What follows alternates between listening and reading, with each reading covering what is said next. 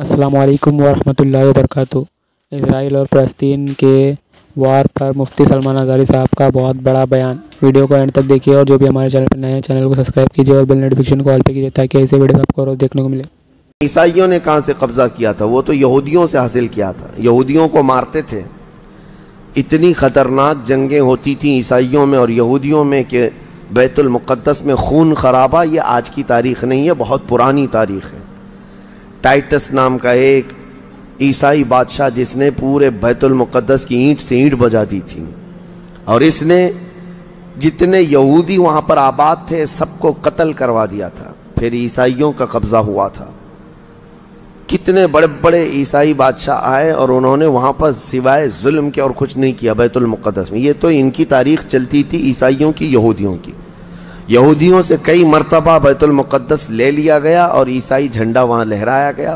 کئی 100 سال تک عیسائیوں نے یہودیوں کا داخلہ بھی بند کر رکھا تھا کہ کوئی یہودی پھٹکنے بھی نہ پائے۔ بیت المقدس تو چھوڑیں، یروشلم میں فلسطین میں کسی یہودی کی انٹری نہیں تھی۔ عیسائیوں کا جب غلبہ تھا تو یہ کئی زمانے تک چلتا رہا۔ اصل یہاں پر کیا تھا وہ میں آپ کو بتا دوں۔ یہ بیت المقدس کا مسئلہ آپ کو سمجھنا اس لیے بھی ضروری ہے کہ آج پوری دنیا میں یہ ایک سب سے بڑا ایشو کیوں ہے۔ اس کی بنیاد یہ ہے کہ حضرت آدم علیہ السلام کے بعد سے وہ جگہ مقدس تھی، فرشتوں کی تعمیر کی ہوئی، لیکن جب حضرت داؤد علیہ السلام تشریف لائے تو آپ نے، چونکہ آپ کی حکومت تھی اس وقت، آپ بادشاہ تھے، آپ نے ایک مسجد تعمیر کرنے کا حکم دیا، لیکن آپ کے زمانے میں وہ کام نہ ہو سکا تو اپنے بیٹے حضرت سلیمان علیہ السلام کو انہوں نے حکم دیا۔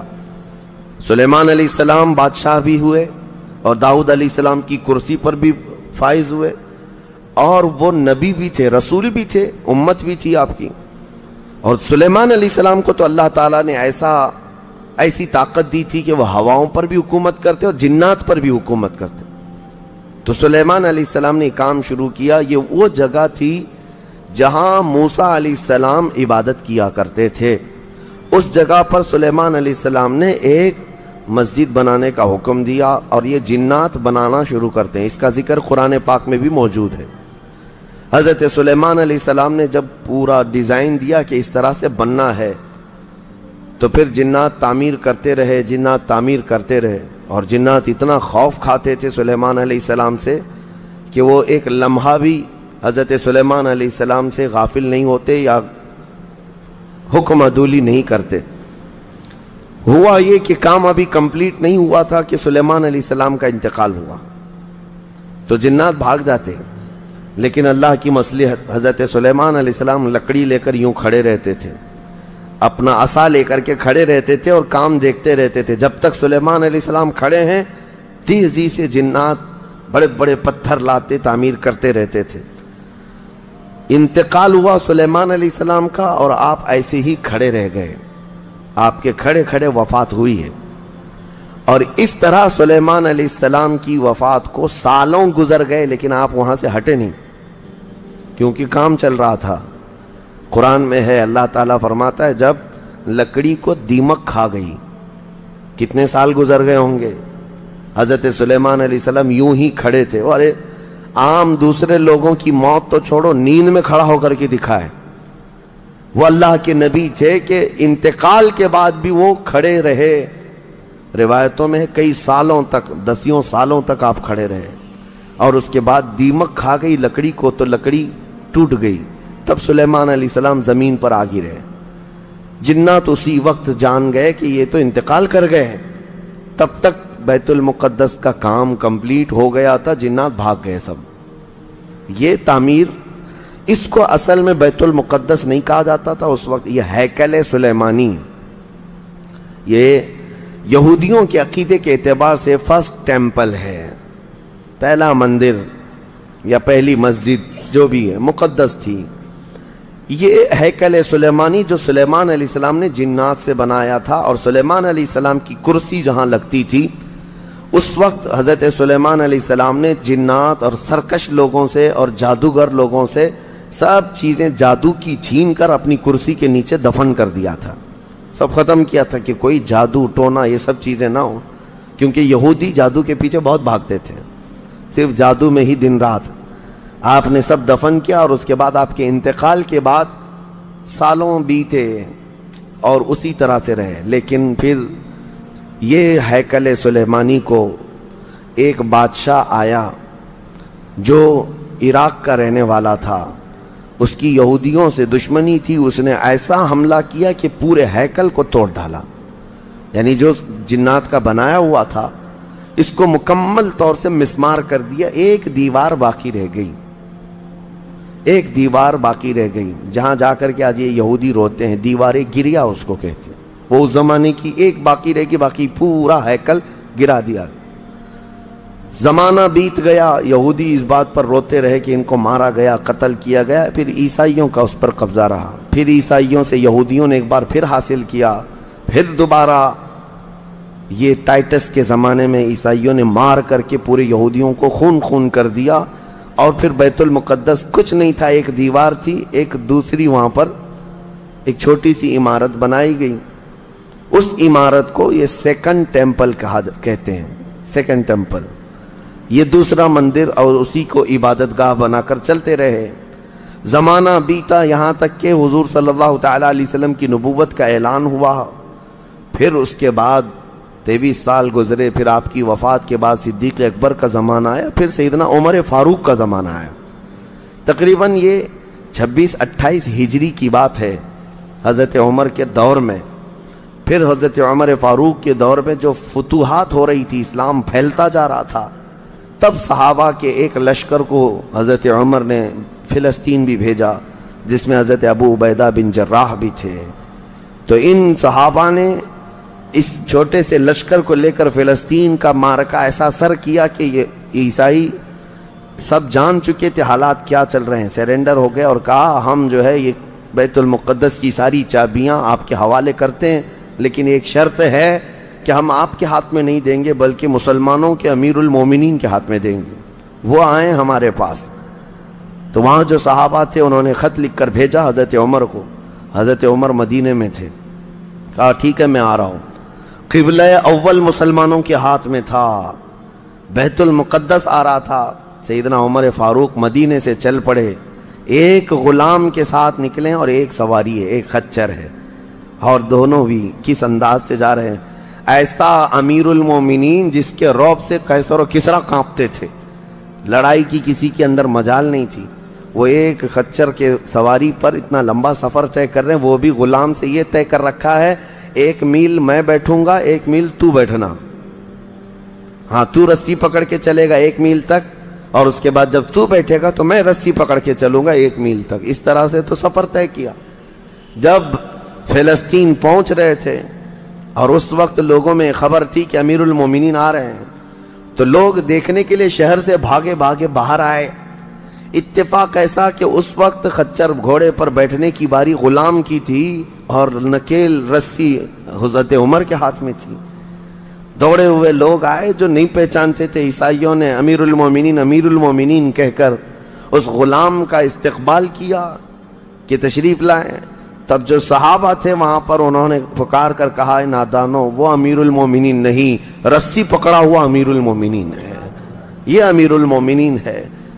पहली मर्तबा इन आला अखलाक व किरदार को ईसाइयों ने देखा था कि वक्त का खलीफा कोई घोड़े की रस्सी पकड़ करके भी चलता है। तो बहुत मुतासिर हुए और उसके बाद बिना किसी जंग के हज़रत उमर फ़ारूक रज़ियल्लाहु ताला अन्हु बैतुल मुक़द्दस में दाखिल हुए, और इन ईसाइयों ने जो कुछ भी वहाँ पर किया था उसको निकाला। फिर हज़रत उमर फ़ारूक रज़ियल्लाहु ताला अन्हु ने पहली अजान देने का हुक्म फरमाया।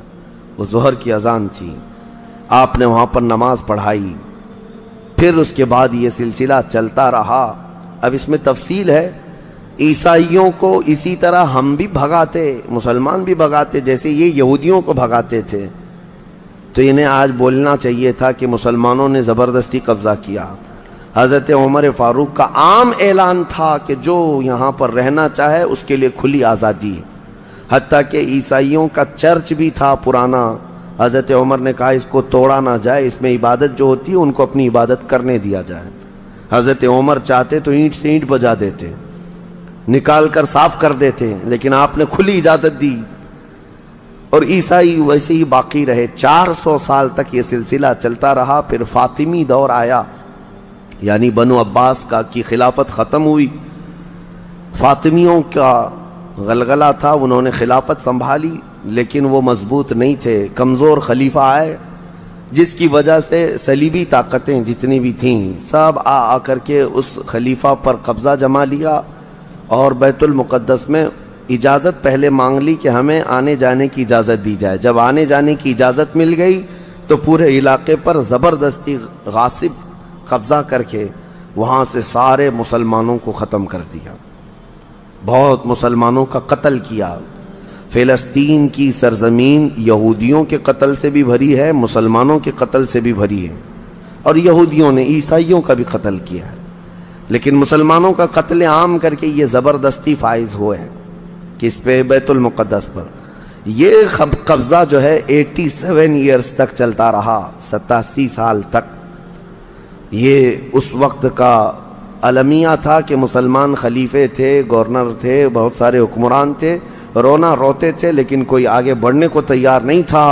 کردستان کا ایک شہزادہ صلاح الدین ایوبی جو نور الدین زنگی کے شاگرد تھے اور ان کی فوج کے سپاہی تھے، ان کو یہ روزانہ خبریں تھی کہ بیت المقدس میں سب کچھ اجاڑ دیا گیا ہے، مسلمانوں کی اذان بند ہے، وہاں نہ جمعہ کا خطبہ ہو سکتا ہے، نہ ہی عبادت کے لیے وہاں پر نماز پڑھی جا سکتی ہے۔ ایک دن گزر رہے تھے، انہوں نے ایک لکڑی کا ممبر بنوایا اور پھر عزم کر لیا کہ یہ ممبر میں بیت المقدس میں رکھ کر کے رہوں گا اور اس سے خطبہ دیا جائے گا۔ وہ ان کا عزم تھا اور اس پر لے کر کے چلتے رہے۔ تقریباً آپ نے 17 جنگیں لڑی ہیں، 17 جنگیں لڑی، اور صلاح الدین ایوبی کو جو درپیش مسائل تھے وہ کہا گیا ہے کہ پہلے تو انہوں نے جو روڈ میپ بنایا تھا اس حساب سے ان کو 2 سال کے اندر یہ جنگوں میں فتح کر لینا تھا۔ 2 سے 4 سال کے اندر ان کے دماغ میں یہ تھا کہ بیت المقدس کو میں حاصل کر لوں گا، لیکن فرماتے ہیں کہ اپنوں کی مخالفت اتنی تھی، جگہ جگہ سے کوئی مسلمان بیٹھا ہوا ہے، نواب بیٹھا ہے، کہیں کوئی کسی چھوٹے علاقے کا خلیفہ، کوئی گورنر، سب پکڑ پکڑ کر کے ان کی ٹانگ کھینچیں، ان کے فوجیوں میں ورغلائیں اور الگ الگ وسوسے ڈالیں، جس کی وجہ سے پہلے اپنوں سے بھیڑتے بھیڑتے آپ کو 18 سال لگ گئے۔ بیت المقدس پھر پہنچے، صلیبیوں سے معرکہ آرائیاں ہوتی رہیں، پھر وہ 87 سال کے بعد صلاح الدین ایوبی نے دوبارہ بیت المقدس کو ان عیسائیوں سے پاک کیا، اور آپ نے وہ ممبر وہاں پر لگایا اور تاریخی خطبہ عطا کیا تھا۔ اس کے بعد وہ بیمار ہو گئے صلاح الدین ایوبی رحمۃ اللہ تعالیٰ علیہ۔ 17 جنگیں جس نے لڑیں، اور عیسائی آج بھی صلاح الدین کے نام سے ڈرتے ہیں، اور بہت سارے تعریف بھی کرتے ہیں کہ ایسا جرنیل ہم نے دیکھا ہی نہیں دنیا میں صلاح الدین ایوبی کی طرح۔ وہ خون کا پیاسا نہیں تھا، وہ امن کا پیاسا تھا۔ کتنے تو قیدی ایسے آتے تھے جن کو وہ صرف ایگریمنٹ کر کے آزاد کر دیتا۔ عیسائی اس بات پر آج بھی اقرار کرتے ہیں کہ جنگوں میں قید جو ہونے والے کو کوئی چھوڑتا نہیں ہے، لیکن صلاح الدین ایوبی ایک نہیں لاکھوں لوگوں کو آزاد کیا ہے، 1000 بھی نہیں، لاکھوں لوگوں کو آزاد کیا ہے صلاح الدین ایوبی رحمۃ اللہ تعالیٰ علیہ۔ اللہ ان کی تربت پر کروڑوں رحمتیں نازل فرمائے۔ حیرت کی بات یہ ہے کہ ان کا آخری وقت آیا تو رونے لگے، بستر پر رو رہے تھے۔ لوگوں نے پوچھا کہ کیا بات ہے؟ صلاح الدین ایوبی کہتے میں نے منت مانگی تھی اللہ سے کہ اے اللہ بیت المقدس فتح ہو جائے تو میں حج پہ جاؤں گا۔ کہا تو پھر کیا ہوا؟ کہا میرے پاس اتنے پیسے نہیں ہیں کہ میں حج کر سکوں۔ یہ وقت کا وہ عادل حکمران جس کی تاریخ عدل سے بھری ہوئی ہے، لیکن یہ بھی تاریخ ہے کہ مال لوٹ کر کے اگر اپنا محل بنایا ہوتا تو صلاح الدین کے بہت سارے آج محلات ہوتے، لیکن وہ آخر وقت بستر پر اس غم سے رو رہے تھے کہ میرے پاس حج پہ جانے کے لیے پیسے نہیں ہیں۔ جس کے زیر نگیں کتنے علاقے آتے تھے اس وقت، بہت سارے علاقوں کا وہ خلیفہ۔ لیکن میرے عزیزو، اسلام کی سچی تاریخ ایسے ہی خلفاء سے ہے، ایسے ہی خلفاء سے نظام ہے۔ پھر یہ زمانہ چلتا رہا، تقریباً 800 سال گزر گئے، 1921 آیا، 1921، یہ جو گزری ہوئی سینچری ہے ابھی ہماری، یہ فرسٹ ورلڈ وار جب ہوئی، پہلی جنگ عظیم، اس جنگ کے دوران یہودیوں نے زبردستی اجازت مانگی برطانیہ کو ثالث بنا کر کے، کیونکہ جب ترکی کی حکومت ختم ہو گئی، جس کو خلافت عثمانیہ کہا جاتا ہے، جب وہ کمزور ہو کر گر گئی، کیونکہ ان کا دبدبہ تھا، یہ آخری خلافت ہے جو زمین پر تھی، اگرچہ خلافت کے نام سے جو مشہور رہی، تو حضور صلی اللہ تعالیٰ علیہ وسلم کی وفات کے بعد سے لے کر یہ ترکی کی خلافت عثمانیہ تک اس روئے زمین پر خلیفہ ہر زمانے میں کوئی نہ کوئی رہا، لیکن 1921 سے لے کر 1921 سے لے کر اب کا زمانہ آ گیا 2023، اتنے سال، 100 سال گزر گئے، پوری دنیا میں اب کوئی خلیفہ مسلمانوں کا نہیں رہا۔ بادشاہ تو بہت سارے ہیں، امیر المومنین اور خلیفہ کے نام سے اس روئے زمین پر اب کوئی نہیں۔ ان ظالموں نے ہماری خلافت کے نظام کو مار ڈالا، ختم کیا، خلافت کو زمین سے ختم کیا۔ اب لوگوں کو نیا لگتا ہے کہ خلافت کا مطلب کیا ہے۔ خلافت ایک نظام ہے، پورا نظام ہے۔ جب ڈیموکریسی ایک نظام ہے، کمیونزم ایک نظام ہے، تو اسی طرح سے خلافت جو ہے میرے مصطفیٰ کے نظام کا نام ہے۔ جب یہ ختم ہوا تو پھر 1921 میں یہودی جگہ جگہ سے جو مارے گئے تھے، اس وقت جرمن سے بھگائے جا رہے تھے، جینوسائیڈ کیا گیا تھا یہودیوں کا، جرمن میں مارا جا رہا تھا، تو ان کے اوپر دنیا والوں نے چنتک بیٹھک جس کو کہتے ہیں رحم کرنے کا، کئی مرتبہ بیٹھکیں ہوئی، بڑے بڑے لوگوں نے کہا یہودی پوری دنیا میں مارے جا رہے ہیں اور یہ مظلوم ہیں، ان کو کہیں پناہ دی جائے۔ پناہ دینے کے لیے جب بات آئی تو فلسطین کا ایک چھوٹا سا علاقہ 4000 یہودیوں کو رہنے کی اجازت دی گئی۔ 1921 سے 4000 یہودیوں کو رہنے کی اجازت دی گئی، اور پھر جب وہ 4000 یہودی رہے تو بڑھتے بڑھتے دنیا بھر سے لوگ ہجرت کر کے یہودی وہاں جاتے رہے، اور تقریباً 1948 1947 1947 جب ہمارے ہاں آزادی کا مسئلہ چل رہا تھا، تب تک یہودی جو ہے لاکھوں کی تعداد میں وہاں جمع ہو چکے تھے، اور جمع ہو کر کے ان لوگوں نے، اور اسی وقت ہٹلر کا دور بھی ختم ہوا تھا اور ہٹلر نے ان کو بہت مارا تھا، جس کو ہولوکاسٹ کہا جاتا ہے، اور بہت زیادہ ظلم کیا تھا۔ تو یہ سب بھاگ کر کے فلسطین میں جمع ہوئے، اور پھر ایک ایگریمنٹ سائن کروا لیا گیا دنیا کی بڑی بڑی طاقتوں سے کہ یہ اسرائیل ایک کنٹری ہے۔ فلسطین کو 2 حصوں میں بانٹ دیا گیا، آدھا عربوں میں، آدھا یہودیوں میں، فلسطین کے 2 حصے کر دیے، تو آدھا یہودیوں کو ملا تو ٹھیک ہے، لیکن اس کے غصے میں عربوں میں جنگ شروع ہوئی۔ 1948 کے بعد پھر جنگوں کا آغاز ہو گیا، جارڈن، سیریا، مصر، ان لوگوں نے اسرائیل کے ساتھ، انہوں نے نئی کنٹری کا نام اسرائیل رکھا تھا، جنگ کیا۔ جب جنگ کرتے رہے، اسرائیل اپنے پیر پھیلاتا رہا اور آگے بڑھتا رہا، کیونکہ اس وقت ان عربوں کے اندر یا جدید ہتھیار نہیں تھے۔ اسرائیل کو فلی طور پر امریکہ کا سپورٹ تھا، UK کا سپورٹ تھا، یورپ کا سپورٹ تھا۔ ان تینوں ملکوں کے ساتھ بڑی خوفناک جنگوں میں ان کو پیچھے ڈھکیل دیا گیا، بلکہ جو صحرائے سینا تھا مصر کا، وہ بھی اسرائیل نے قبضہ کر لیا۔ طور سینا جس کو کہتے ہیں، کوہ طور، وہ بھی ان کے لیے مقدس تھا، وہ بھی حاصل کر لیا۔ پھر اس کے بعد دوسری جنگ بھی ہوئی تھی مصر کی، تب مصر نے وہ علاقہ واپس لیا اور اسرائیل کو سمیٹنے کی کوشش کرتے رہے۔ 3 بڑی جنگوں میں ہوا یہ کہ جب جنگ ہوتی رہی، اسرائیل پھیلتا رہا۔ پھر 1978 کے قریب یا 75 کے آس پاس اسرائیل نے پورے طور پر فلسطین کا کنٹرول اپنے ہاتھ میں لے لیا، جس میں بیت المقدس بھی چلا گیا۔ یہ ہے تاریخ میں آدم علیہ السلام کے زمانے سے لے کر یہاں تک کی بتا رہا ہوں، مختصر جھلکیاں۔ اس کے بعد سے یہودیوں نے بیت المقدس کا کنٹرول اپنے ہاتھ میں لیا، حالانکہ UN کا یہ فیصلہ ہے کہ پورے اسرائیل کو یہ خاص طور پر تنبیہ کی گئی ہے کہ صرف مسجد اقصی جو بیت المقدس ہے، اس کا کنٹرول اور اس کا مینجمنٹ اس کے انتظامات یہودیوں کے ہاتھ میں بھی نہیں رہیں گے اور وہاں کے فلسطینی مسلمانوں کے ہاتھ میں بھی نہیں رہیں گے، یہ جارڈن کی حکومت کو دیا گیا ہے۔